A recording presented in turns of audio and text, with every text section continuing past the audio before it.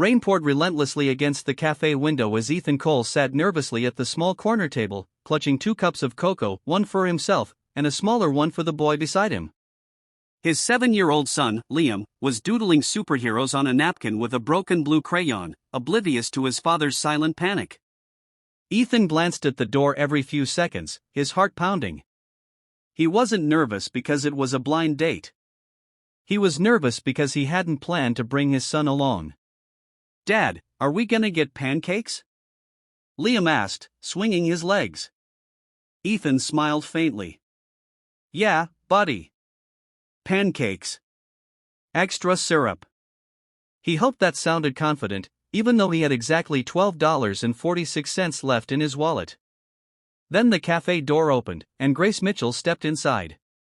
She was poised, elegant, and looked slightly out of place among the dripping umbrellas and steaming mugs of coffee. Her long black coat was tailored perfectly, her posture calm and confident. Ethan froze. He recognized her from her company's website. Grace wasn't just anyone, she was a CEO, the kind of woman who managed teams, signed deals, and probably didn't have time for broken single fathers like him. Grace spotted him and smiled warmly as she approached. "Ethan?" He stood quickly, almost knocking over his cocoa. "Hi, Grace." "Yeah. Hi." Her eyes fell on the small boy sitting beside him, happily stirring cocoa with both hands. Ethan followed her gaze, his heart sinking. "Oh, I'm so sorry," he blurted. "My babysitter canceled last minute, and I didn't want to flake on you." "I completely understand if this is weird, I can." Grace raised her hand gently, cutting him off. Her smile deepened. "He's adorable," she said. "What's your name, buddy?" "Liam," he said proudly, holding up his napkin. "I drew Iron Man." Grace laughed softly, crouching beside him. "That's amazing. You're quite the artist." Something inside Ethan eased at that moment, the kindness in her voice, the lack of judgment in her eyes. They ordered pancakes and coffee, and soon, the awkwardness faded. Grace asked Ethan about his work, and he admitted he'd been laid off months ago from his mechanic job.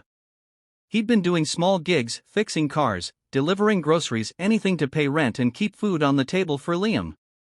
"I never thought I'd end up like this," he confessed quietly. "But I promised Liam I'd always be there for him. His mom left when he was 3. I guess I'm still figuring out how to be both parents at once." Grace listened intently, her expression soft but thoughtful. "That sounds incredibly hard," she said. "But it also sounds like you're doing an amazing job." "Ethan, heard you were on your way to an interview when you saved my daughter." Daniel chuckled dryly. "Yeah. Didn't make it, though." Grace looked him in the eyes. "I own Bennett Industries. We're always looking for people with courage, quick thinking, and heart. Would you come in for an interview?" Daniel's jaw dropped. You own Bennett Industries? The billion-dollar company?" She smiled. "That's the one." The next week, Daniel walked into a glass skyscraper, his tie neat, his shoes shining. This time, no bus. Grace herself greeted him and walked him through the office.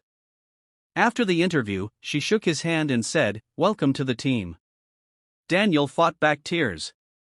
Months passed.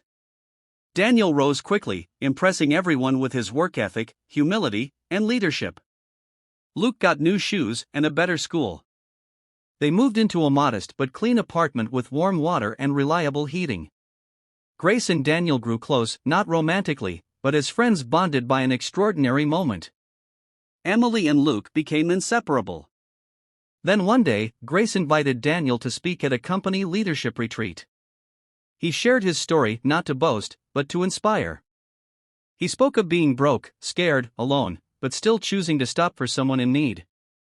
Choosing what was right, not what was convenient.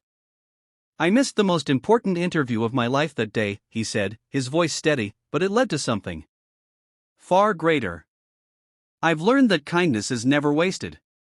Sometimes the smallest act of compassion rewrites your entire story." The audience rose in applause. Back in the audience, Luke whispered to Emily, "That's my dad." And Emily smiled, he's a hero.